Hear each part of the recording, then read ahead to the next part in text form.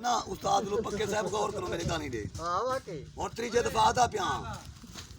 दो दफा के तुम त्रीजे दफा दा पिया मेहरबानी करो मेरे को आप भी पटवावने मेरे को तो नलका नहीं बाना मैं रोटी को भूखा हां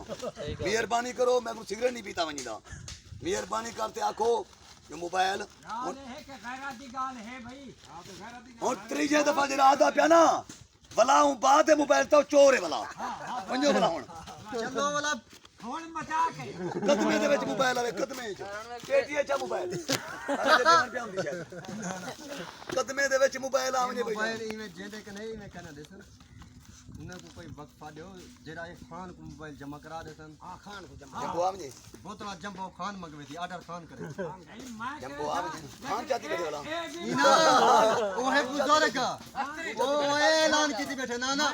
खान ऐलान कीती बैठे भाई मैं को जमा करा दो मैं ना पचाना चाहता ना ना मैं एक गाल चिट्ठी बैठा कि भाई मेरे को तुसा गाल कहते हो मैं फिर कौन मेरी गाल ना मुझे को काम थिंदे ना मैं को थिंदे हां वाकई यानी क्या होना सा जंबो गिरवा के नु मशहूर मैं जंबो नहीं ना खान आख देवे या अल्ताफ आख देवे जंबो मोबाइल ना लगे जंबो या बड़ा सारे साथ मैं वकील बरदा पे हम वकील तो भला अल्लाह तेरे चाह सके मैं वकालत की हम 10-15 मिनट तू मेरे वकालत का एहसास करें अच्छा मेहरबानी कर तू जंबो हम दे पेन ते बिस्मिल्लाह कर दे पानी को पहले जंबो पीवो भला अपना पुठार गिनो मैं तो फाती से टूने भला ताजा जंबो मेरे कनु डटे यार मोबाइल मोबाइल चल काम करना को पता है अल्फन चैनल ए थे